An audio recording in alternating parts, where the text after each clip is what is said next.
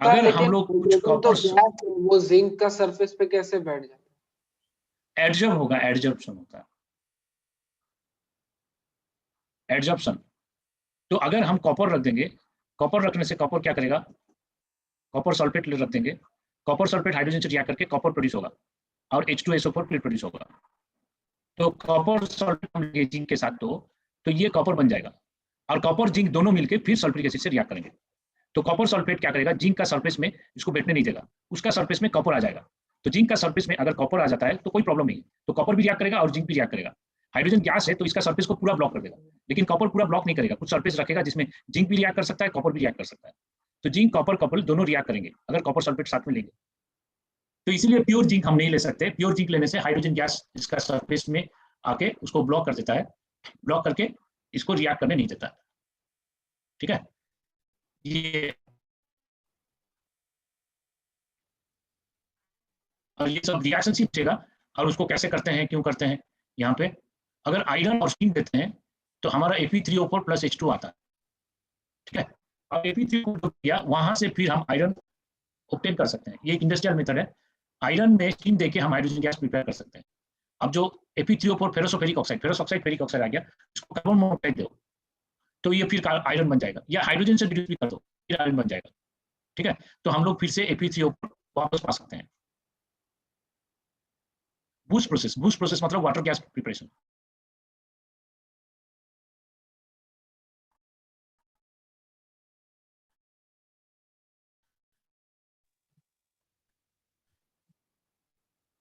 Hot Coke को 1000 degree Celsius में steam दोगे, हाइड्रोजन प्रिपेयर कर सकते हैं, वो हाइड्रोजन गैस देगा। ओके,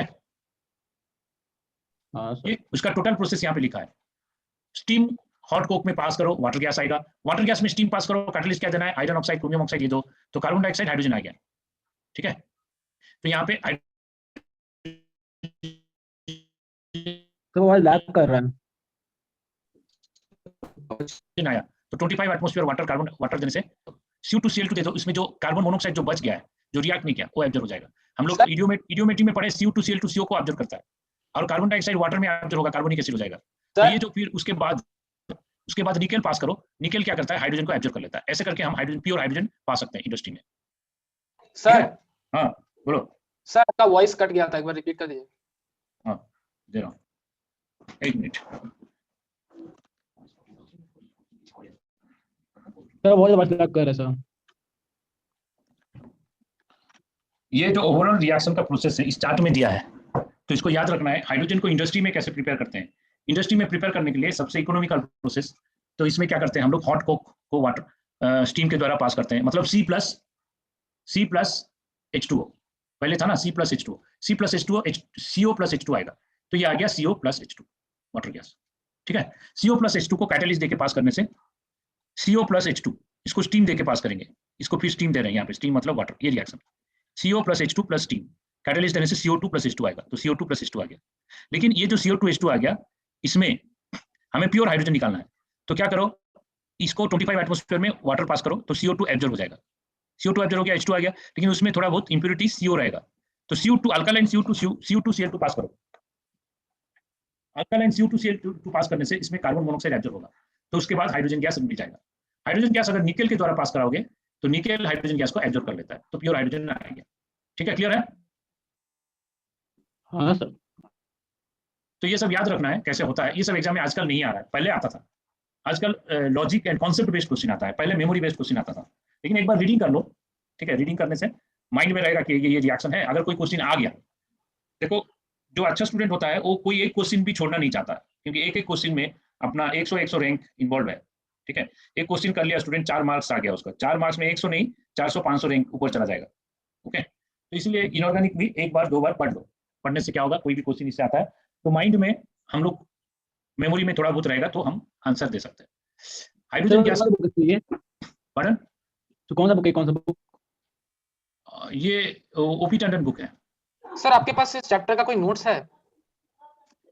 नोट्स तुम लोग 2 बुक से बना सकते हो, एक है तुम लोग जेडी बुक से करो, पढ़ो, तो जेडी है मेरे पास, और ओपी टंडन से करो, बस इतना ही, और कोई जरूरत नहीं है।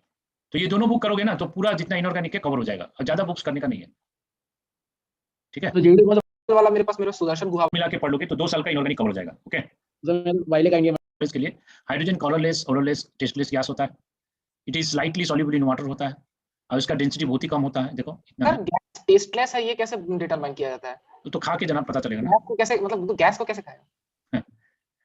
Most of the gas tasteless होता है। गैस को हम ये इनहेल कर सकते हैं, गैस का टेस्ट हम कर सकते हैं। कोई गैस को अंदर लेके हम टेस्ट कर सकते हैं, मुंह में अंदर लेके। तो इसका CP/CP गामा पॉइजन रेशियो 1.4, क्योंकि डायटोमिक गैस। तो मेल्टिंग बॉइलिंग पॉइंट नहीं पूछेगा, माइनस में होता है। Ionization energy, electron affinity, electronegativity, critical temperature, bond energy, bond length, ये सब डाटा रहेगा, ये पूछेगा नहीं। ठीक है, अब कैसे क्वेश्चन आएगा, कहां से आएगा, वो हम देख लेते हैं। ठीक है, हाइड्रोजन का रिएक्शन क्या है? रिएक्शन ऑक्सीजन से वाटर देगा, ये सबको मालूम। हाइड्रोजन को अगर हम हाई टेम्परेचर में पास करेंगे, ये डिकम्पोज होकर नेसेंट हाइड्रोजन होता है, जो कि highly reactive. Hydrogen alkali metal से रिएक्ट करता है और हाइड्राइड बनाता है। ठीक है, हाँ, इसका नोट्स है मेरे पास, प्रिंटेड नोट्स है। वो प्रिंटेड नोट्स देखना पड़ेगा। ये हमारा जो सिस्टम है, एक बार मैं टाइप करने के लिए दिया था इस ब्लॉक का पूरा नोट्स, तो उसका डाटाबेस में होगा। मैं एक बार लाके तुम लोगों को शॉर्ट में, ये तो पूरा लिखा है, पूरा डिस्क्राइब करके लिखा है, तो उसका शॉर्ट में इसका नोट्स है। एक तो स्टडी पैकेज में मिल जाएगा, स्टडी पैकेज में शॉर्ट में नोट्स है, वो भी पढ़ सकते हो। और एक बार मैंने टाइप कराया था और मैं ढूंढ के उसको मिल जाएगा, मैं भेज दूंगा। ठीक है, इसका और IUPAC नेम जो होता है ना ऑर्गेनिक कंपाउंड्स का, वो दोनों का नोट्स में भेज दूंगा। ठीक है, तो ये हाइड्रोजन हैलोजन से रिएक्ट करता है, हाइड्रोजन हैलाइड बनाता है, और रिएक्टिविटी ऑर्डर ऐसे होगा, फ्लोरीनेशन, क्लोरीनेशन, ब्रोमीनेशन, हाइड्रोजनेशन, ये रिएक्टिविटी ऑर्डर होता है। ठीक है, हाइड्रोजन नाइट्रोजन से रिएक्ट करता है, अमोनिया गैस बनाता है। हाइड्रोजन कोक से रिएक्ट करता है, मीथेन गैस बनाता है। Hydrogen is reducing, very strong reducing agent है। तो ये लेड ऑक्साइड को रिड्यूस करेगा, लेड बनाएगा, कॉपर ऑक्साइड को कॉपर बनाएगा, आयरन ऑक्साइड को आयरन बनाएगा। हाइड्रोजन अनसैचुरेटेड ऑयल को रिड्यूस करके वनस्पति घी बनाता है। ठीक है, ये तुम लोग जानते हो, डालडा घी जो बोलते हैं ना। हाँ सर, तो, ये हाँ, ये 10th क्लास में था। तो हाँ सर, इथिलीन हाइड्रोजन को रिड्यूस करेगा तो इथेन आएगा, अल्कीन अल्केन आएगा, अल्काइन भी अल्केन आएगा, 2 स्टेप में रिड्यूस होगा। तो हाइड्रोजन जो है वो कार्बन मोनोऑक्साइड से रिएक्ट करता है। अगर हम catalyst zinc oxide, chromium oxide ये दिए तो मिथानॉल आता है। मिथानॉल हाईली पॉइजनस है, लेकिन ये इंडस्ट्री के लिए अच्छा फ्यूल है, CH3OH। तो हम लोग मिथानॉल इस प्रोसेस से प्रिपेयर कर सकते हैं। ये NCERT बुक में दिया है ये रिएक्शन। ठीक है, सभी लोग रिएक्शन नहीं दिया है NCERT बुक में, जो दिया है। और भी तुम लोग क्या कर सकते हो, NCERT बुक जेई के लिए NCERT बुक इनऑर्गेनिक से पढ़ लो, क्योंकि इनऑर्गेनिक जेई मेंस और नीट जो होता है वो NCERT बुक को ज्यादा फोकस करते हैं। वो लोग NCERT बुक का word by word, line by line से क्वेश्चन फ्रेम करके देते हैं। ठीक है, तो इनऑर्गेनिक तो इतना वास्ट है और याद रखना मुश्किल है, तो बेटर है NCERT बुक में इंफॉर्मेशन कम रहेगा, जितना रहेगा वो सब अच्छे से रिवाइज कर लो। ओके, और इंडस्ट्रियल एप्लीकेशन ये जानते हो, हावर्स प्रोसेस से हम अमोनिया प्रिपेयर कर सकते हैं। हावर प्रोसेस में जो कैटलिस्ट हम देते हैं और हाई प्रेशर देते हैं, कैटलिस्ट हाई प्रेशर देने से कैटलिस्ट में आयरन मोलिब्डेनम देते हैं। आयरन मोलिब्डेनम 200 एटमॉस्फेरिक प्रेशर देते हैं, 500 डिग्री सेल्सियस देते हैं, तो इसमें अमोनिया निकलता है, अराउंड 8% निकलता है। और इसका डेल्टा एच अराउंड -23 के आसपास होता है, -22.4 किलो कैलोरी पर मोल। ओके, तो ये तो मैंने बता दिया। रॉकेट फ्यूल के लिए हाइड्रोजन गैस यूज होता है। जो रॉकेट लॉन्चिंग होता है ना, उसमें हाइड्रोजन एक फ्यूल है, बहुत सारा फ्यूल है, उसमें हाइड्रोजन हम लेते हैं। ये सब आएगा नहीं, हाइड्रोजन इकोनॉमी, ये सब हाइड्रोजन का कैलोरीफिक वैल्यू ये सब दिया है, ये सब रिएक्शन नहीं आएगा।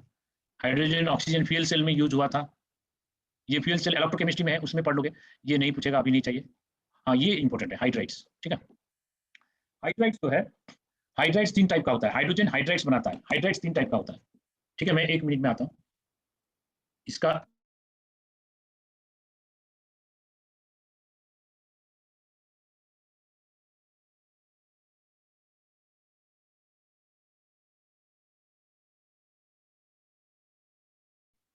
देखो, हाइड्राइड्स हमारा 3 टाइप का होता है। यहाँ से क्वेश्चन ऑलरेडी आ चुका है हाइड्राइड से। हाइड्राइड एक होगा कि हम अल्काली अल्कालाइन अर्थ मेटल से हाइड्राइड जो आएगा, हाइड्रोजन रिएक्ट करके हाइड्राइड बनाता है, H- होता है हाइड्राइड। ठीक है, तो ये जो हाइड्राइड है alkali metals alkaline earth metal से जो आता है उसको बोलते हैं आयनिक हाइड्राइड। नॉन मेटल से जो रिएक्ट करके हाइड्राइड आता है उसको बोलते हैं कोवलेंट हाइड्राइड। बेरिलियम हाइड्राइड भी कोवलेंट हाइड्राइड है, beryllium magnesium covalent, beryllium covalent hydride, magnesium नहीं। तो एक्सेप्ट बेरिलियम बाकी सब आयनिक हाइड्राइड बनाएगा। तो covalent hydride, carbon hydride, covalent hydride, non metal hydride, covalent hydride. Metallic और इंटरस्टिशियल हाइड्राइड जो D और F ब्लॉक एलिमेंट का बनाता है, देखो मेटेलिक इंटरस्टिशियल हाइड्राइड D और F ब्लॉक एलिमेंट का बनाता है, वो आयनिक हाइड्राइड यहाँ पे रहेगा, ये होगा आयनिक। और कोवलेंट हाइड्राइड यहाँ रहेगा कोवलेंट। मेटेलिक हाइड्राइड यहाँ पे रहेगा D ब्लॉक एलिमेंट में, ये होगा मेटेलिक हाइड्राइड। ठीक है, एग्जांपल ऑफ आयनिक हाइड्राइड देखो, lithium, sodium, potassium, rubidium, caesium, ये सबको हाइड्रोजन में रिएक्ट करो हाई टेम्परेचर में, तो उसका हाइड्राइड आ जाएगा, ये हो गया आयनिक हाइड्राइड। कैल्शियम, स्ट्रोंशियम, बेरिलियम, इसमें देखो बेरिलियम नहीं दिया, बेरिलियम आयनिक हाइड्राइड नहीं होता, यहाँ पे लिखा है देखो, बेरिलियम मैग्नीशियम भी, beryllium and magnesium transfer electron easily to hydrogen atom with exception है इसमें, ठीक है, याद रखना है। तो हाइड्राइड का प्रॉपर्टीज पूछेगा, प्रॉपर्टीज क्या है, they are colourless, greyish coloured, rock salt होता है, तो अल्काली मेटल्स रॉक सॉल्ट होता है, तो हाइड्राइड उसका भी उस टाइप का होगा, तो आयनिक हाइड्राइड, तो आयनिक हाइड्राइड रॉक सॉल्ट का स्ट्रक्चर बनाएगा, माने NaCl का जो सॉलिड स्टेट में जो स्ट्रक्चर होता है उस टाइप का स्ट्रक्चर आयनिक हाइड्राइड बनाता है, ठीक है। आयनिक हाइड्राइड का मेल्टिंग पॉइंट बॉइलिंग पॉइंट ज्यादा होगा। Ionic hydride conduct electricity in molten state में इलेक्ट्रिक कंडक्शन होगा, और एनोड में इसका हाइड्रोजन गैस निकलेगा, कैथोड में मेटल प्रोड्यूस होगा। और हाइड्राइड को अगर वाटर से रिएक्ट कराओगे हाइड्रोजन गैस निकलेगा, क्योंकि H- यहाँ से H+ खींच लेगा, हाइड्रोजन गैस आएगा और बाकी हाइड्रोक्साइड हो जाएगा, ठीक है। उसका हीट ऑफ फॉर्मेशन ज्यादा है, जो थर्मोकेमिस्ट्री में पढ़े, ये हाइड्राइड को जब फॉर्म करोगे उसका एंथैल्पी चेंज ज्यादा होगा, ठीक है। ये आया था एग्जाम में, 6th पॉइंट इंपॉर्टेंट है। 6th पॉइंट क्या है, the density of ionic hydride is higher than those of metals from which they are formed, ये इंपॉर्टेंट पॉइंट है। देखो इनऑर्गेनिक में जो क्वेश्चन 10 साल पहले आया था वो अभी भी आ सकता है, क्योंकि इनऑर्गेनिक का क्वेश्चन स्पेस लिमिटेड होता है, इनऑर्गेनिक का क्वेश्चन क्रिएटेड ज्यादा नहीं है, क्रिएटिव नहीं है। आप देखोगे मार्केट में इनऑर्गेनिक का बुक्स ज्यादा नहीं मिलेगा, क्योंकि ज्यादा क्रिएटिव नहीं है, this is factual, informative, okay, knowledge based. Organic क्या है, क्रिएटिव, ऑर्गेनिक बहुत क्रिएशन हो सकता है। ऑर्गेनिक में मार्केट में पूछोगे 10-15 बुक्स बता देगा कोई बुक्स, आप इनऑर्गेनिक पूछोगे 2-3 बुक बताएगा वो, क्योंकि ज्यादा बुक्स भी लिखते नहीं, ठीक है। फिजिकल में भी बहुत बुक्स है, लेकिन इनऑर्गेनिक में ज्यादा बुक्स नहीं है मार्केट में। तो इसमें देखो ये जो क्वेश्चन पूछा है वो आया था जेई में एक बार, कि डेंसिटी ऑफ आयनिक हाइड्राइड ज्यादा होता है मेटल से, लेकिन अगर हम मॉलिकुलर हाइड्राइड नहीं, हम अगर सॉल्ट लाइक हाइड्राइड, मेटालिक और सॉल्ट लाइक हाइड्राइड लेंगे, देखो इसका डेंसिटी क्या है, रिलेटिव पढ़ने से याद रहेगा, नहीं तो नहीं।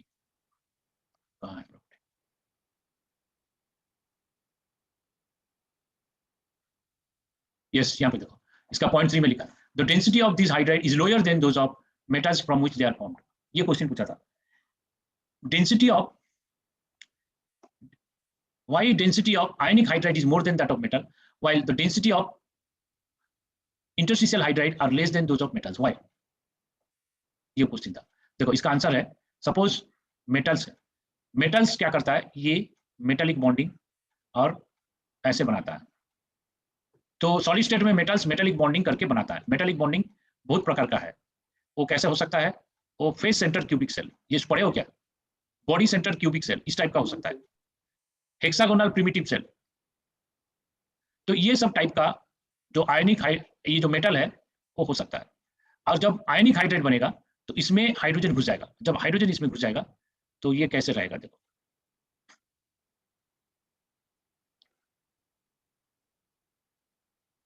सपोज हाइड्रोजन अंदर आ गया, तो मेटल का स्ट्रक्चर में अगर हाइड्राइड आता है, वो हाइड्राइड क्या करेगा, मेटल का बीच में जो स्पेस है, जो इंटरस्टिशियल स्पेस है, उस स्पेस में हाइड्राइड एडजस्ट हो जाएगा without changing volume,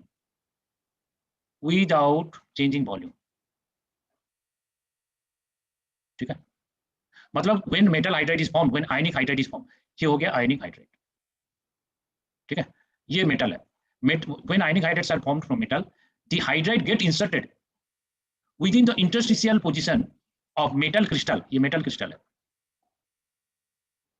without changing volume, volume change नहीं होगा, ये जो हाइड्राइड है उसका इंटरस्टिशियल पोजीशन में ऑक्यूपाई कर लेगा, वॉल्यूम चेंज नहीं होगा। सो मास, हाइड्राइड मिल गया तो मेटल का क्या हो रहा है, मास बढ़ गया लेकिन वॉल्यूम नहीं बढ़ा, सो डेंसिटी क्या होगा, फिर बढ़ जाएगा ना, समझ में आया कि नहीं? हाँ sir. Ionic hydride is formed due to addition of hydride without changing in volume as compared to the metal crystal. Thus, by the mass increases without changing volume, means density increases. Whereas in interstitial hydride, interstitial metal मतलब वो D और A block का element है, ये metal क्या है, S block का element है। अब बताओ S ब्लॉक का एलिमेंट का जो मेटल है वो हार्ड है कि D ब्लॉक एलिमेंट का मेटल हार्ड है, कौन सा मेटल हार्ड है? D block. जब आयरन लोगे, आयरन हमारा प्लैटिनम आयरन ये सब हार्ड है, या सोडियम पोटेशियम ये सब हार्ड है, कौन सा मेटल हार्ड है? डी ब्लॉक वाला हार्ड है सर, एस ब्लॉक वाला खुद कट जाता है। यस, डी ब्लॉक मेटल बहुत हार्ड है, ये मेटल वेरी हार्ड है, और इनके बीच में जो स्पेस है वो स्पेस कम है, और इसका जो मेटल क्रिस्टल का स्ट्रक्चर है उसमें इसका अंदर का स्पेस कम होता है। और एक चीज बताया, डी और ए ब्लॉक एलिमेंट में दो टाइप का बॉन्डिंग होता है, इसमें मेटालिक बॉन्डिंग होता है, और इसमें कोवैलेंट बॉन्डिंग भी होता है, वो बाद में तुम लोग पढ़ोगे, डी ब्लॉक का चैप्टर आएगा तब पढ़ोगे, लेकिन अभी के लिए इतना ही याद रखो, इसमें इंटरस्टिशियल हाइड्राइड नॉन स्टोइकियोमेट्रिक होता है सर।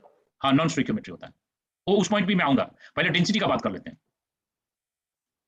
मेटालिक हाइड्राइड में खाली मेटालिक बॉन्डिंग होता है, कोवैलेंट बॉन्डिंग नहीं होता है, इसमें एक टाइप का बॉन्डिंग है, मेटालिक बॉन्डिंग। मेटालिक बॉन्डिंग भी सॉलिड स्टेट में आएगा, वो सॉलिड स्टेट में पढ़ोगे, क्लास 12 में रखा है वो टॉपिक को। तो मेटालिक बॉन्डिंग सॉलिड स्टेट में मेटल का होता है, जो कि एस ब्लॉक एलिमेंट का होता है। लेकिन D block element, F block element का मेटालिक बॉन्डिंग के साथ उसका कोवलेंट बॉन्डिंग भी होता है। दो टाइप का बॉन्डिंग होता है। तो दो टाइप का बॉन्डिंग की वजह से ये वेरी हार्ड है, और उसका बीच में जो स्पेस है, स्पेस बहुत कम है, नेग्लिजिबली स्मॉल है। और इसमें अगर हाइड्राइड ऐड करोगे तो क्या होगा, इसमें हाइड्राइड अगर हम ऐड करेंगे तो हाइड्राइड क्या करेगा, हाइड्राइड इसका अंदर आ नहीं पाएगा, क्योंकि इसका अंदर स्पेस कम है। तो इसका अंदर अगर स्पेस कम है, अगर हाइड्राइड आना चाह रहा है तो बीच में हाइड्राइड को इंसर्ट होना है, क्योंकि मेटल हाइड्राइड बन रहा है। तो क्या होगा, इसका वॉल्यूम इंक्रीज हो जाएगा। इस केस में हाइड्राइड जब अंदर इंसर्ट हो जाएगा तो ये वॉल्यूम बढ़ा देगा, ये उसका वॉल्यूम को बढ़ा देगा। तो इसमें mass increases but volume increases by large amount. Here volume increases.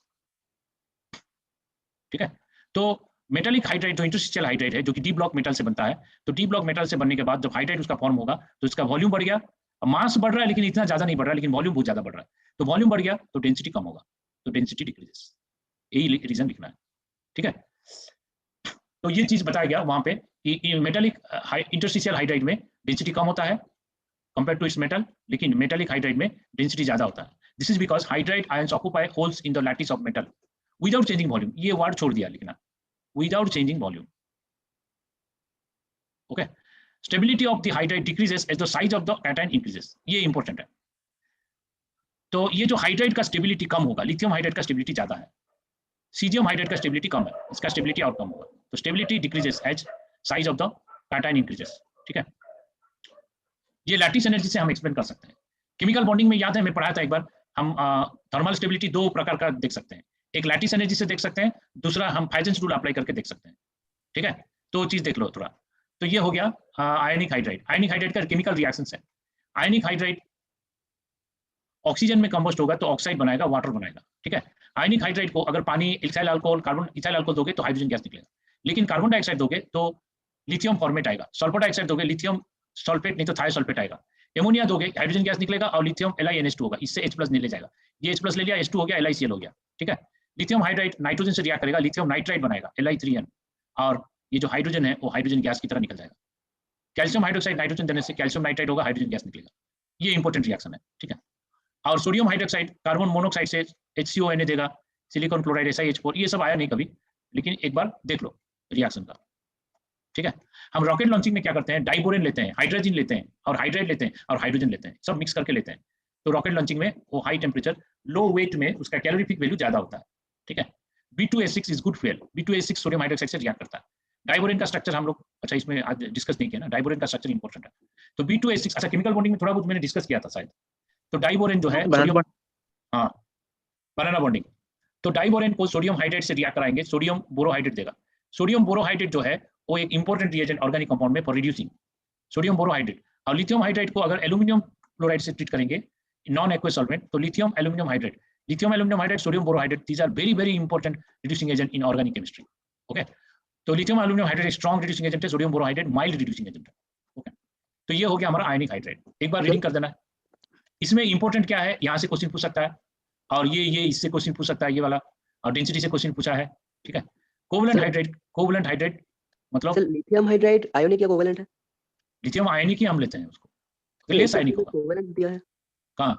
NCERT में, मतलब बोला है कि significant covalent character is found in LiH। Covalent character ज्यादा है उसमें, लेकिन आयनिक कैरेक्टर 50% से ज्यादा है। अच्छा ठीक है सर। माने जितना भी हाइड्राइड है सबसे ज्यादा कोवलेंट कैरेक्टर लिथियम हाइड्राइड का होगा, क्योंकि फाइजेंस रूल अप्लाई करो, smaller the size of cation greater the polarising power, greater the polarising power greater the polarisation, greater the polarisation more the covalent character. उसमें covalent character ज्यादा होगा relatively more than other hydrides. Okay. हां sir. Then covalent molecular hydride, covalent molecular hydride दो type का होता है, एक है इलेक्ट्रॉन प्रिसाइज, एक है इलेक्ट्रॉन डेफिशिएंट। तो ये होगा नॉन मेटल से होगा, ammonia, water, hydrogen peroxide, HF, ये सब कोवलेंट हाइड्राइड होगा। ठीक है। P block element generally these hydrates are formed by true non-metals except zero group elements and element like aluminum, gallium, tin, lead, antimony, bismuth, polonium, ये सब क्या है, metalloid है। मेटालॉइड छोड़ दो और इनर्ट गैस छोड़ दो, बाकी सब एलिमेंट हाइड्रोजन से रिएक्ट करके देगा कोवलेंट हाइड्राइड। ठीक है। डाइबोरेन एक कोवलेंट हाइड्राइड है। अब कोवलेंट हाइड्राइड तीन प्रकार का होता है, एक होगा इलेक्ट्रॉन डेफिशिएंट, एक होगा इलेक्ट्रॉन प्रिसाइज, एक होगा इलेक्ट्रॉन रिच। मतलब इलेक्ट्रॉन कमी होगा, ज्यादा होगा, जितना है उतना रहेगा। ओके। इलेक्ट्रॉन डिफिशिएंट मतलब डाइबोरेन जिसमें ऑक्टेट कंप्लीट नहीं है, वो इलेक्ट्रॉन डिफिशिएंट। इलेक्ट्रॉन रिच मतलब NH3 जिसमें लोन पेयर है, वाटर लोन पेयर है, HF लोन पेयर है, ये इलेक्ट्रॉन रिच। इलेक्ट्रॉन प्रिसाइज मतलब CH4, इलेक्ट्रॉन प्रिसाइज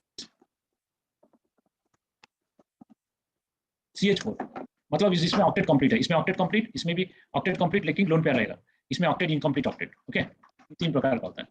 अब इसका प्रिपरेशन एक बार देख लो। नाइट्रोजन, हाइड्रोजन, एमोनिया, ये तो जानते हैं हम लोग, H2Cl2 HCl। हाँ, यहाँ पे थोड़ा सा स्टडी करना है। Magnesium boride, magnesium cation, boride anion है, B3-। मैग्नीशियम बोराइड जब HCl देंगे तो B3- क्या करेगा, H+ लेगा तो B2H6 आएगा। ठीक है। मैग्नीशियम सिलिसाइड, सिलिकॉन का Si4+, यहाँ पे Si4+, Si4- मैग्नीशियम 2+, 2 4 कैंसिल होकर 2 रहेगा यहाँ पे। समझ में आएगी नहीं? मैग्नीशियम 2+ Si4- दोनों को लिखोगे तो Mg4 Si2 होगा। अब Mg4 Si2 2 कैंसिल करके Mg2 Si लिखा है, तो Si4+ H+ लेगा तो SiH4 आएगा ना। एल्यूमिनियम कार्बाइड वाटर से दोगे तो C4- है, ये क्या है, C4-। एल्यूमिनियम का 3+, C का 4-, तो C4- वाटर से H+ लेगा तो CH4 देगा। और CaC2 देने से ये कैसा है, इसका C2 ऐसा है, C∼C-, तो ये अगर वाटर से H लेगा, इधर H आएगा, C2H6 आएगा, मतलब Sc∼CH। क्लियर है? मैग्नीशियम नाइट्राइड में इसमें N3- है, N3- H लेगा तो NH3 देगा ना। सल्फाइड H2- H+ लेगा तो H2H देगा। फॉस्फाइड P3- हाइड्रोजन लेगा तो PH3 देगा। ये सब है covalent hydride. Silicon carbide, silicon chloride, lithium aluminium hydride देने से SiH4 होगा। LiLH4 is strong reducing agent, सबको H प्रोड्यूस करता है, ये H ऐड कराएगा। SiH4, B2H6, GeH4, ये सबको H ऐड कराएगा, लिथियम एल्यूमिनियम हाइड्राइड। ठीक है, ये रिएक्शन इंपॉर्टेंट है। यहाँ पे जितना भी रिएक्शन है सब इंपॉर्टेंट है। जो इंपॉर्टेंट रिएक्शन उसको ध्यान से पढ़ो, याद रखो, बार बार लिखो, रिवीजन करो, और जो इंपॉर्टेंट नहीं है उसको एक बार पढ़ के छोड़ दो। ठीक है ना? ये सब याद रखना है, लेकिन देखो 100% याद नहीं रखना है, जो इंपॉर्टेंट थिंग्स है उसको ही याद रखना है। कोवैलेंट हाइड्राइड का जो हम देखते हैं उसका प्रॉपर्टीज, उसमें क्या होता है, वैन डर वाल्स फोर्स होता है। ठीक है, कुछ कुछ केसेस में हाइड्रोजन बॉन्डिंग, मतलब वाटर, HF, NH3, उसमें हाइड्रोजन बॉन्डिंग, उसको छोड़ के बाकी सब हाइड्राइड में वैन डर वाल्स फोर्स होगा। इसका low melting point, boiling point होता है।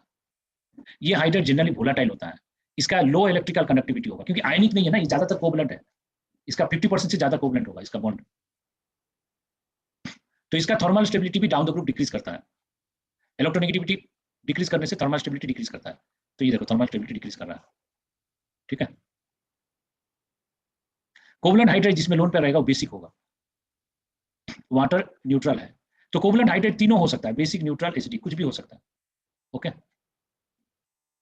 ये इलेक्ट्रॉन डेफिशिएंट है, ये एसिडिक है, ये बेस है, एसिड बेस रिएक्शन हुआ, एडिशन प्रोडक्ट आ रहा है। ये ल्यूइस एसिड है, ये ल्यूइस बेस है। ठीक है, ये सब रिएक्शन है। और उसके बाद इंटरस्टिशियल हाइड्राइड, मेटालिक हाइड्राइड। एक इंपॉर्टेंट बात है, इंटरस्टिशियल हाइड्राइड में क्या है, वो जो फॉर्मूला आएगा, ये फॉर्मूला ऐसे आएगा, ऐसे कुछ आएगा, ऐसे आता है, ये सब फॉर्मूला आता है। कुछ इंटरस्टिशियल हाइड्राइड नॉन स्टोइकियोमेट्रिक होता है, मतलब उसका जो फॉर्मूला है जिरकोनियम H 1.3, ये वैलेंसी बॉन्ड थ्योरी को वायलेट करेगा। कोई भी थ्योरी इसको एक्सप्लेन नहीं कर सकते, ये कैसे बॉन्ड फॉर्म हुआ। ठीक है, इसका वैलेंसी क्या 1.3 होगा, नहीं होगा ना। NB नियोबियम हाइड्राइड, NbH 0.11, जो ट्रांजिशन मेटल का हाइड्राइड है, कुछ transition metal hydride is non stoichiometric. ठीक है, तो इसका वैलेंसी रूल फॉलो नहीं करेगा, ये वैलेंसी रूल वायलेट करेगा। और इसमें कौन सा बॉन्डिंग है आज तक मालूम नहीं है, दिस इज अननोन। ठीक है, यहाँ पे लिखा है कि नहीं, लेकिन अच्छा बुक पढ़ोगे तो जेडी ली में लिखा है, the bonding in interstitial hydride is till date unknown. इसका कैसे बॉन्डिंग होता है, इसका मतलब क्या है? इस कोई भी थ्योरी से उसका बॉन्डिंग हम एक्सप्लेन नहीं कर सकते, यहाँ पे नहीं लिखा है। ठीक है, तो इंटरस्टिशियल हाइड्राइड ऐसे हो सकता है, इस टाइप का हो सकता है, देखो। ठीक है, तो इसका properties, black powder, metallic reserve, magnetic properties है, उसका electrical conductivity, good conductor of electricity, तो electrical conductivity decreases with increasing temperature, density तो बता दिया, हाई थर्मल कंडक्टिविटी।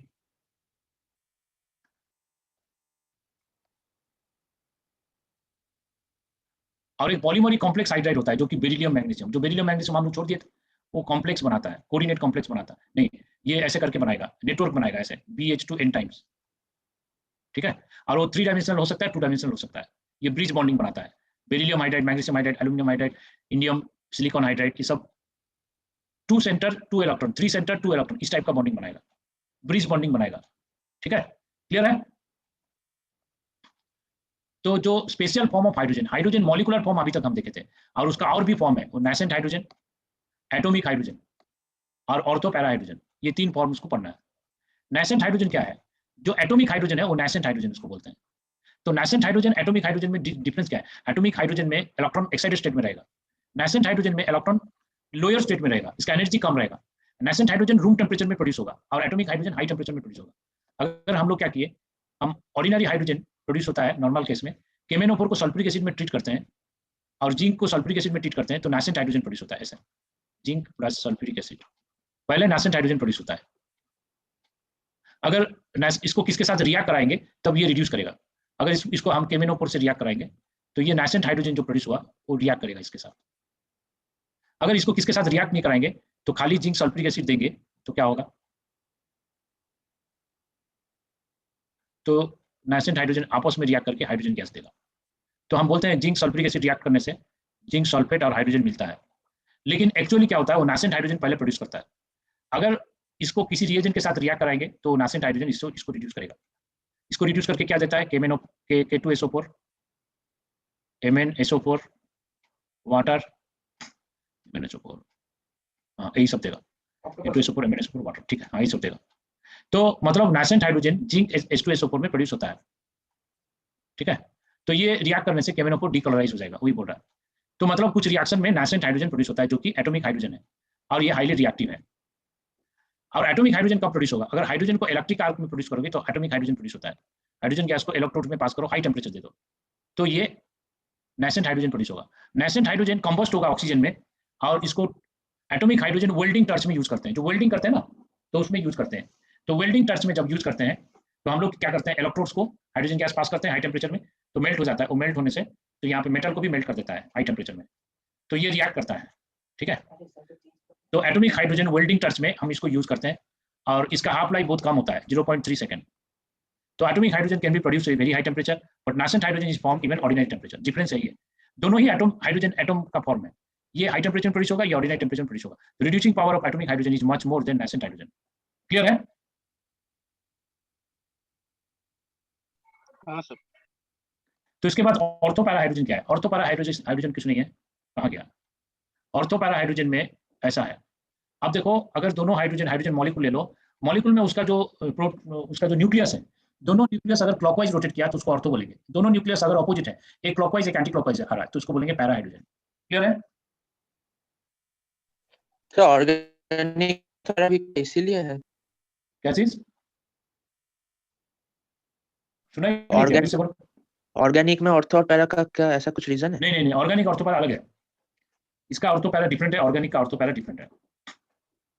एक वर्ड का meaning subject to subject vary कर सकता है। तो यहाँ पे ऑर्थो पैरा हम नाम दे दिए, अगर दोनों हाइड्रोजन का न्यूक्लियस का स्पिन सेम है तो ऑर्थो, दोनों हाइड्रोजन का न्यूक्लियस स्पिन अपोजिट है तो उसको बोलते हैं पैरा। ऐसे करके हम बोलते हैं। ऑर्डिनरी हाइड्रोजन रखोगे तो उसमें दोनों रहेगा, 75% ऑर्थो 25% पैरा। ऑर्थो पैरा से क्वेश्चन आया है जी में, ठीक है। अगर हम टेम्परेचर रिड्यूस करेंगे तो पैरा का परसेंटेज बढ़ जाएगा, ऑर्थो का कम होगा, ठीक है। तो ये ऑर्थो पैरा का है, तो ऑर्थो पैरा का डिफरेंस देगा, कहीं पे दिया होगा। हाइड्रोजन का रिएक्शन देख लो उसके बाद, एक मिनट, नहीं दिया, कहीं पे दिया था। हाँ, हाइड्रोजन ऑक्साइड और heavy water D2O, deuterium oxide एक होता है। तो हाइड्रोजन का जो आइसोटोप है वो प्रोटियम, ड्यूटेरियम और ट्रिटियम। तो ड्यूटेरियम का ऑक्सीजन के साथ जो रिएक्शन है ड्यूटेरियम ऑक्साइड बोलते हैं। और ड्यूटेरियम ऑक्साइड और वाटर का केमिकल प्रॉपर्टी सेम है बट फिजिकल प्रॉपर्टीज डिफरेंट है। हाइड्रोजन, ड्यूटेरियम और ट्रिटियम का फिजिकल प्रॉपर्टी डिफरेंट है। Hydrogen, deuterium, tritium isotopes of hydrogen, ठीक है। तो ये प्रॉपर्टी से याद नहीं रखना है, जस्ट देखना है क्या क्या है, ठीक है। इससे क्वेश्चन नहीं पूछता है। अगर कोई क्वेश्चन पूछ दिया कि right the density of hydrogen, deuterium and tritium, तो इवन जो ऑल इंडिया फर्स्ट रैंकर होगा वो भी नहीं लिख पाएगा, इतना कौन याद रखता है। एंथैल्पी ऑफ फ्यूजन ये सब नहीं पूछेगा, ठीक है। ये जस्ट कंपैरिजन के लिए दिया है, तुम लोग गो थ्रू करो। ओके, क्लियर है? अच्छा, और एक इंपॉर्टेंट चीज जो है वो hardness of water, removal of hardness of water important है, और reaction of water, heavy water important है। वो दोनों चीज हम देख लेंगे तो ये चैप्टर हो जाएगा हाइड्रोजन पे मिलेगा। और रिएक्शन ऑफ वाटर यहाँ पे दिया है, यहाँ पे दिया है, हम लोग देख लेते हैं। देखो वाटर का केमिकल प्रॉपर्टीज, वाटर क्या करता है, अल्कली मेटल से रूम टेम्परेचर में रिएक्ट करता है और हाइड्रोक्साइड और हाइड्रोजन गैस देता है। थोड़ा सा हाई टेम्परेचर में कैल्शियम से रिएक्ट करता है, कैल्शियम हाइड्रोक्साइड हाइड्रोजन देता है। और अगर जिंक मैग्नीशियम आयरन दे रहे हैं तो स्टीम देना है, स्टीम देने से ये रिएक्ट करेगा, तो स्टीम देने से ये हाइड्रोजन प्रोड्यूस करेगा और उसका ऑक्साइड बनेगा। ठीक है, ये रिएक्शन तो लिख के प्रैक्टिस कर लोगे, कोई प्रॉब्लम नहीं है। नॉन मेटल से वाटर रिएक्ट करता है, ओनली फ्लोरीन से, हाइड्रोजन से, फ्लोरीन से रिएक्ट करेगा तो H2F2 देगा और ओजोन ऑक्सीजन देगा, ये इंपॉर्टेंट है।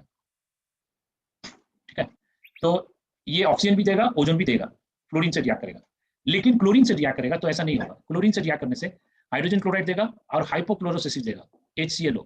ब्रोमीन से भी वही होगा, ब्रोमीन क्लोरीन आयोडीन का इस टाइप का रिएक्शन होगा सेम, लेकिन फ्लोरीन इज हाईली रिएक्टिव तो इसलिए फ्लोरीन का रिएक्शन अलग होगा, ये रिएक्शन याद कर लो।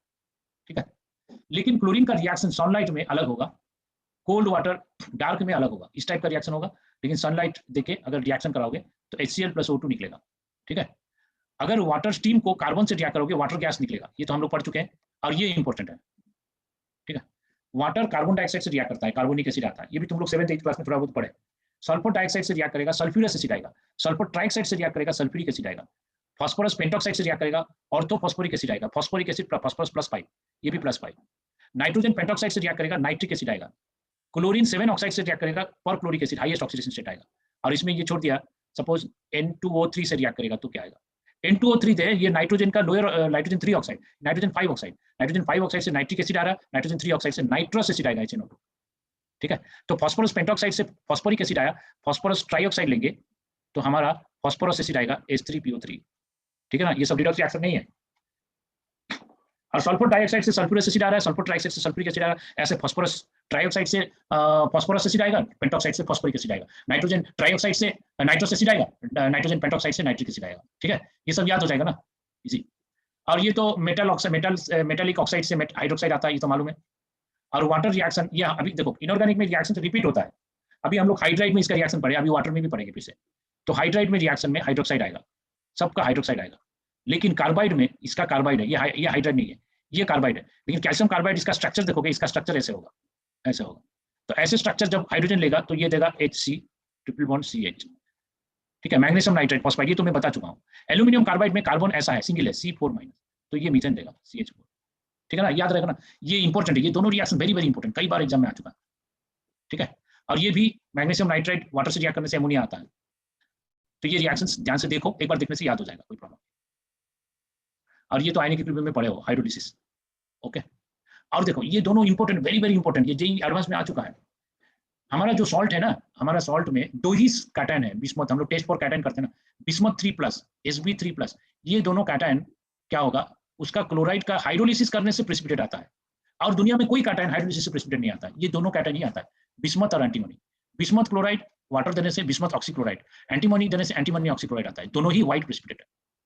ये 2006 में जेईई एडवांस में आ चुका है, बिस्मथ एंटीमनी, ये हाइड्रोलिसिस से ही उसका प्रेसिपिटेट कर सकते हैं, और कोई भी सॉल्ट हाइड्रोलिसिस से प्रेसिपिटेट नहीं कर सकता, ओनली बिस्मथ एंटीमनी। ठीक है, और ये इंपॉर्टेंट है, very very important, very very important, very much. Phosphorus pentachloride hydrolysis में क्या आएगा, ट्राइक्लोराइड में क्या आएगा, पेंटाक्लोराइड ऑक्सीडेशन स्टेट 5 है, हाइड्रोलिसिस करेंगे H3PO4 आएगा, इसका ऑक्सीडेशन स्टेट भी 5 है, मतलब फास्फोरिक एसिड आ रहा है। ट्राइक्लोराइड ऑक्सीडेशन नंबर 3 है तो उसको हाइड्रोलिसिस करेंगे तो ये भी ऑक्सीडेशन नंबर 3 का आएगा, फास्फोरस एसिड H3PO3। ठीक है ना, और ये सल्फोरिल क्लोराइड SO2Cl2, सल्फोरिल क्लोराइड, सल्फर का ऑक्सीडेशन स्टेट +6 है, तो इसको वाटर में डालोगे तो +6 वाला एसिड आएगा ना, सल्फ्यूरिक एसिड +6। ठीक है, तो ऑक्सीडेशन स्टेट चेंज नहीं होगा हाइड्रोलिसिस में, याद रखो, तो इससे हिंट मिल जाएगा प्रोडक्ट क्या होगा। ठीक है, सिलिकॉन टेट्राक्लोराइड, इसको हाइड्रोलिसिस करोगे सिलिसिक एसिड आएगा H2SiO4, तो इसमें भी ऑक्सीडेशन स्टेट +4 है। ठीक है, हाइड्रोलिसिस बोल के एक सुदर्शन गुहा वाला बुक है, उसमें हाइड्रोलिसिस बोल के अलग सा एक नोट्स बनाया है, तो वहां से भी पढ़ सकते हो। स्टडी पैकेज में भी है हाइड्रोलिसिस का, कुछ स्टोइकियोमेट्री में कुछ था, एस ब्लॉक एलिमेंट में भी कुछ रिएक्शन मिल जाएगा। फिर जी का स्टडी पैकेज भी पढ़ लो तो बहुत सारा चीज कवर हो जाएगा, एनसीईआरटी बुक स्टडी पैकेज ये मिला जुला के पढ़ लोगे, एक बार रीडिंग कर लो तो बहुत सारा चीज कवर हो जाएगा, एग्जाम में फुल मार्क्स ला सकते हो। ठीक है, केमिस्ट्री ऐसा सब्जेक्ट है जो फुल मार्क्स ला सकते हो, पास्ट ईयर में बहुत स्टूडेंट लाए हैं, केमिस्ट्री में फुल मार्क्स लाए हैं, फिजिक्स में भी फुल मार्क्स लाए हैं स्टूडेंट्स से, जो जीनियस फिजिक्स में कुछ स्टूडेंट जीनियस होते हैं, फिजिक्स में बहुत स्ट्रॉन्ग होते हैं, वो लोग एक पेपर में या 2 पेपर में फुल मार्क्स लाए, केमिस्ट्री में लाए बहुत स्टूडेंट आया एग्जाम्पल में सुना।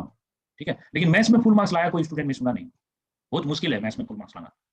ठीक है, क्योंकि जो टाइम रहेगा ना उस टाइम का अंदर कंप्लीट नहीं होगा, मैथ्स का पेपर लेंदी होता है जेईई एडवांस में। ठीक है, जेईई मेंस में फुल मार्क्स ला सकते हैं, लेकिन जेईई एडवांस में फुल मार्क्स लाना मुश्किल है। आज तक जेईई मेंस में एक ही स्टूडेंट फुल मार्क्स लाया है, कल्पित बिरवाल, एक स्टूडेंट 360 आउट ऑफ 360 2017 में, उसको Limca book of world record हो गया उसका। ठीक है, और कोई भी ईयर में जेईई मेंस जेईई एडवांस में full marks all subject full marks नहीं आया, नीट में भी फुल मार्क्स इस साल मैंने देखा 2 स्टूडेंट का फुल मार्क्स है। सोएगा पर एक हाँ, और हाँ। 2 स्टूडेंट का फुल मार्क्स है।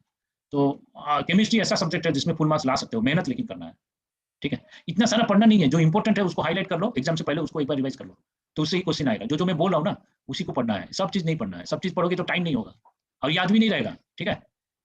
तो ये है वाटर का रिएक्शन। स्ट्रक्चर ऑफ वाटर तो जानते हो, ये उसका bent V shape, angular, 2 lone pair 2 bond pair होता है, इसमें क्या बताना, ठीक है। और वाटर जो आइस का स्ट्रक्चर होता है ना, ये हेक्सागोनल हनीकॉम्ब स्ट्रक्चर आइस का होता है, ठीक है। ऐसे करके हेक्सागोनल स्ट्रक्चर बनाएगा। एक वाटर मॉलिक्यूल, यहाँ पे एक वाटर मॉलिक्यूल ले लो, एक ऑक्सीजन, हाइड्रोजन, हाइड्रोजन, ठीक है। तो ये एक वाटर मॉलिक्यूल में ये हाइड्रोजन बॉन्डिंग और एक वाटर के साथ करेगा, ये हाइड्रोजन भी हाइड्रोजन बॉन्डिंग और एक वाटर के साथ करेगा, और ये ऑक्सीजन 2 हाइड्रोजन बॉन्डिंग कर सकता है। यहाँ पे एक क्या, क्योंकि ये आइस है, तो आइस में से हेक्सागोनल स्ट्रक्चर बनाता है। हनीकॉम्ब, तुम लोग हनीकॉम्ब देखे हो ना, तो हनीकॉम्ब जैसे हेक्सागोनल स्ट्रक्चर बनाता है। लेकिन आइस को अगर 4 डिग्री सेल्सियस में रखोगे, आइस का वाटर का डेंसिटी 4 डिग्री सेल्सियस में मैक्सिमम होता है, जिसको हम 1 ग्राम पर सीसी लेते हैं, ठीक है। Point of water. हाँ, तो इसमें क्या है, वाटर जो है, वाटर मैक्सिमम 4 हाइड्रोजन बॉन्डिंग कर पाएगा। सभी वाटर मॉलिक्यूल 4 हाइड्रोजन बॉन्डिंग करेगा 4 डिग्री सेल्सियस में। देखो यहाँ पे वाटर है, ऐसा है वाटर, ये वाटर हो गया हमारा रेफरेंस वाटर मॉलिक्यूल। एक ऑक्सीजन इधर एक हाइड्रोजन बॉन्डिंग कर रहा है, ये वाला इधर एक हाइड्रोजन बॉन्डिंग कर रहा है, ये वाला, और ये हाइड्रोजन इधर हाइड्रोजन बॉन्डिंग करेगा, ये हाइड्रोजन इधर हाइड्रोजन बॉन्डिंग करेगा। तो ये जो बॉक्स में है, ये वाटर मॉलिक्यूल 4 हाइड्रोजन बॉन्डिंग कर रहा है। तो वो तभी पॉसिबल है जब 4 डिग्री सेल्सियस लेंगे। तो क्वेश्चन आएगा 4 डिग्री सेल्सियस में वाटर का डेंसिटी मैक्सिमम क्यों होता है? क्योंकि उसमें water, each and every molecule of water forms 4 hydrogen bonding. लेकिन 4 डिग्री सेल्सियस से ज्यादा लोगे या कम लोगे, each water molecule does not form, each and every water molecule does not form 4 hydrogen bonding. इसमें 3, देखो 3 करके ये हनीकॉम्ब स्ट्रक्चर बना लिया, तो आइस हो गया। तो आइस का डेंसिटी ज्यादा होता है, क्योंकि ऐसे हनीकॉम्ब स्ट्रक्चर जब बनाएगा, उसका बीच में स्पेस आ जाएगा, उसमें एयर भर जाएगा, तो उसका क्या होगा, वॉल्यूम अंदर अंदर वॉल्यूम खोखला होगा उसका। तो water forms a cage like structure, a honeycomb structure hexagonal, so in which this will be heavy volume expanded, so volume is more, so volume of ice is more, so density less. So ice is that solid where density is less than its liquid. But in all other cases, other solids, density of iron, density of gold is more than density of its liquid. Okay, तो ये है। तो उसके बाद next है hard water soft water. तो मैं student को पूछा, बच्चे हार्ड वाटर सॉफ्ट वाटर क्या है? तो एक स्टूडेंट बोला सर हार्ड वाटर मतलब आइस, सॉफ्ट वाटर मतलब जो टैप से आता है वो सॉफ्ट वाटर है, ठीक है, सही है कि नहीं? नहीं सर। तो हार्ड एंड सॉफ्ट वाटर, अगर जो केमिस्ट्री नहीं पढ़ा उसको पूछोगे do you know hard water and soft water, yes I know hard water is ice, तो ऐसे ही सोचेगा। तो hard water, why the water is hard and hardness of water is due to what? Hardness of water is due to presence of calcium, magnesium, phosphate, chloride ions. ये ions रहेगा ये water में, तो उसको हम बोलेंगे हार्ड वाटर, ठीक है। ये आयन रहेगा हार्ड वाटर, क्यों बोलेंगे? क्योंकि ये आयन जब रहेगा तो हम सोप सोल्यूशन से अगर कपड़ा साफ करेंगे तो सोप सोल्यूशन ज्यादा यूज होगा लेकिन कपड़ा साफ नहीं होगा। So this solution prevent formation of lather, माने फोम जो होता है ना, फेना, तो it will prevent the formation of lather and thus using large quantity of soap solution does not clean our dusts from the clothes, ठीक है। तो क्या होता है, कैल्शियम मैग्नीशियम अगर रहेगा उसको अगर हम सोप सोल्यूशन देंगे, सोप सोल्यूशन क्या होता है, सोडियम स्टीरेट, सोडियम पैमिटेट, सोडियम ओलिएट का फैटी एसिड का सॉल्ट होता है। तो ये फैटी एसिड का सॉल्ट है C17H35CO-। इसको अगर हम हार्ड वाटर में ट्रीट करेंगे, हार्ड वाटर में कैल्शियम होगा, तो कैल्शियम इससे रिएक्ट कर लेगा, सोप सोल्यूशन से रिएक्ट करके एक प्रेसिपिटेट बनाएगा कैल्शियम स्टीरेट। ये प्रेसिपिटेट क्या होगा, इनसोल्यूबल होगा, पानी में डिसॉल्व कर जाएगा। मतलब सोप ऐड कर रहे हैं, वो प्रेसिपिटेट बना रहा है, तो सोप सोल्यूशन डॉट को क्लीन नहीं कर रहा है, सोप सोल्यूशन डॉट को एब्जॉर्ब करता है और क्लीन करता है, लेकिन सोप सोल्यूशन कैल्शियम मैग्नीशियम से रिएक्ट करेगा तो क्लीन नहीं करेगा, हमें ज्यादा सोप सोल्यूशन देना है। तो soap will not produce लेथर with water until all calcium and magnesium ions have been precipitated. Hard water thus wastes soap, ये सोप ज्यादा खाएगा, तो हार्ड वाटर से कपड़ा साफ करोगे साफ नहीं होगा ठीक से, ठीक है। तो ये जो हार्डनेस है, ये hardness calcium, magnesium, phosphate, chloride के कारण है, ठीक है। ये हार्डनेस 2 टाइप का होता है, टेम्पररी हार्डनेस, परमानेंट हार्डनेस। ये 10th क्लास में तुम लोग थोड़ा बहुत पढ़े हो नहीं? हाँ सर। तो टेम्पररी हार्डनेस क्या है, जो हार्डनेस रहेगा ड्यू टू बाइकार्बोनेट। अच्छा, बाइकार्बोनेट एक हार्ड नहीं किया मैंने, बाइकार्बोनेट रहने से भी हार्डनेस आता है। तो अगर बाइकार्बोनेट से हार्डनेस रहेगा तो टेम्पररी हार्डनेस है, ठीक है। ये देखो बाइकार्बोनेट से हार्डनेस है, तो बाइकार्बोनेट से हार्डनेस है, उसको हम बॉइलिंग करने से हार्डनेस चला जाएगा, ठीक है। तो गांव में क्या होता है ना, हम दादी माँ क्या करती थी, गर्म पानी से कपड़ा साफ करती थी, ठीक है, याद है तो तुम लोगों को। तो हम लोग पूछते थे गर्म पानी से क्यों साफ करते हो, उसमें तो फिर चूल्हा जलाओ, फिर पानी गर्म करो, टाइम लेगा, और उसमें तो बहुत कुछ हमें स्पेंड करना पड़ता है। वो बोले कि नहीं, गर्म पानी से अच्छा से साफ होता है, ठंडा पानी से मेल नहीं जाएगा। तो उनको मालूम नहीं है कि ये रिएक्शन होता है, लेकिन प्रैक्टिकली दे नो। तो एक्चुअली गर्म पानी में क्या होता है, अगर पानी को बॉईल करोगे तो बाइकार्बोनेट डिसोसिएट कर जाएगा, डिसोसिएट करके calcium carbonate, water, carbon dioxide दे देगा, जितने भी बाइकार्बोनेट कैल्शियम मैग्नीशियम का वो डिकम्पोज हो जाएगा। तो ये जो आएगा, पानी को गर्म करते हैं, गर्म करने के बाद उसका नीचे एक मेल रहेगा या बैठ जाएगा, तो उसको साफ कर देते हैं। अगर दादी माँ को पूछोगे ये मेल क्या है, नहीं ये पानी का मेल है, बोलेंगे पानी का मेल है, नहीं बोलेंगे मैग्नीशियम कार्बोनेट कैल्शियम कार्बोनेट बन गया ये। तो फिर उसको साफ करके जो क्लीन ट्रांसपेरेंट वाटर होगा वो ट्रांसपेरेंट वाटर लेके फिर साफ करेंगे, कपड़ा साफ करेंगे और जल्दी साफ हो जाएगा। तो ऐसे ऐसे करते हैं गाँव में। और हम लोग क्या करते हैं, पानी नहीं वाशिंग मशीन में डाल देते हैं, कपड़ा जितना है वाशिंग मशीन में डाल दो, पानी गर्म कर दो। तो वाशिंग मशीन में भी दो नल होता है, एक हॉट वाटर का होता है, एक कोल्ड वाटर का होता है, याद है? देखो उसका 2 इनलेट पाइप है, 2 इनलेट है, आउटलेट लेकिन एक है, आउटलेट नीचे होगा वाशिंग मशीन का, इनलेट ऊपर होगा। तो इसका जो 2 इनलेट है उसमें एक रेड कलर का होगा, एक नॉर्मल होगा या ग्रीन कलर का होगा। जो रेड कलर का होगा हॉट वाटर इनलेट है, तो इसमें हॉट वाटर देके भी हम कपड़ा साफ कर सकते हैं, ठीक है। तो ये जो टेम्पोररी हार्डनेस है ड्यू टू बाइकार्बोनेट, उसको गर्म करके हम पानी बॉइलिंग वाटर से रिमूव कर सकते हैं और इस प्रेसिपिटेट को हम फिल्टर करके या डीकंडेंसेशन ऑफ वाटर करके सेपरेट कर सकते हैं। या और एक है क्लार्क्स मेथड, हम क्या करेंगे, चूना पानी दे देंगे, कैल्शियम हाइड्रोक्साइड। कैल्शियम हाइड्रोक्साइड देने से भी जो टेम्पोररी हार्डनेस है कैल्शियम बाइकार्बोनेट मैग्नीशियम बाइकार्बोनेट वो चला जाएगा। कैसे जाएगा, रिएक्ट करेगा, कैल्शियम कार्बोनेट हो जाएगा और वाटर आ जाएगा। ये भी रिएक्ट करेगा, magnesium carbonate calcium carbonate magnesium hydroxide हो गया, ये इनसोल्यूबल, इसको फिर फिल्ट्रेशन कर दो। तो लाइम वाटर या बॉइलिंग करके टेम्पोररी हार्डनेस को रिमूव कर सकते हैं। लेकिन जो हार्डनेस बाइकार्बोनेट से नहीं होगा, कैल्शियम मैग्नीशियम क्लोराइड फॉस्फेट ये सब रहेगा, सॉल्फेट भी हो सकता है, तो उसको कैसे रिमूव करेंगे, उसको बोलते हैं परमानेंट हार्डनेस। अब टाइम हो गया है, परमानेंट हार्डनेस में नेक्स्ट क्लास में करूंगा, ये हो जाएगा और 15 मिनट में हो जाएगा।